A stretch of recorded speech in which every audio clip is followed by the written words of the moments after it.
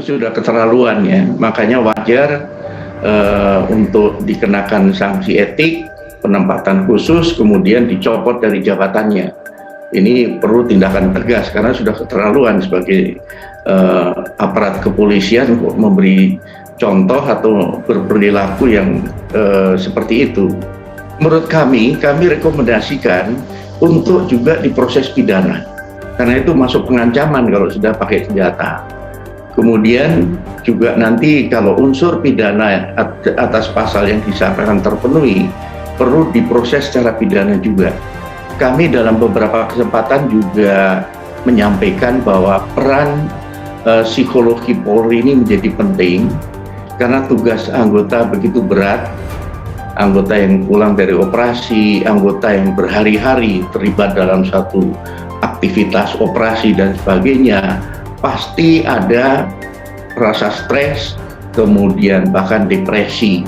Kenapa harus orang penegak hukum? Jangankan sebenarnya dilakukan oleh anaknya, ya ini anaknya malah loh ya. Orang lain juga ketika di depannya ada penegak hukum kan melerai, Pak, bahasa sederhananya kan, atau melakukan apa yang harus dilakukan. Apalagi ini penegak hukum yang dilakukan oleh anaknya sendiri, gitu kan? Kan harusnya ya kita kan orang timur, ada kearifan lokal yang mempertemukan, musyawarah, ditanyakan segala sesuatunya, kan bukan dengan cara main hakim sendiri, ini kan main polisi sendiri gitu kan. Tadi setidaknya ketika ada penganiayaan yang ini ayah kena, kemudian yang membiarkan mungkin yang melihat itu ya yang harusnya melerai bahasa sederhananya, kemudian dia membiarkan.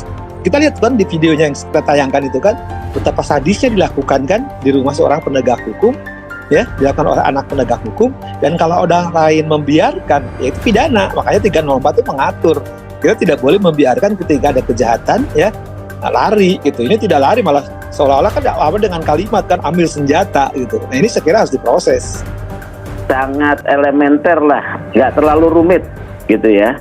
Jadi IPW justru melihatnya dari dua aspek ini. Kalau kasus pidananya dan juga kasus kode etiknya sudah jelas lah. Ini aspeknya ada dua. Pertama adalah aspek kebiasaan ya, keterpengaruhan atau intervensi di dalam penanganan kasus-kasus yang terkait dengan keluarga polisi. Awareness seorang anggota polisi di dalam posisi tugas dan jabatannya atau kesehariannya.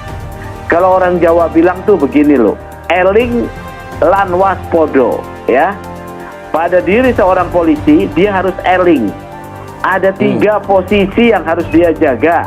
1, posisi sebagai warga negara saja sudah diikat oleh aturan hukum. Kedua, posisi sebagai aparat kepolisian ada 2 yang harus dijaga.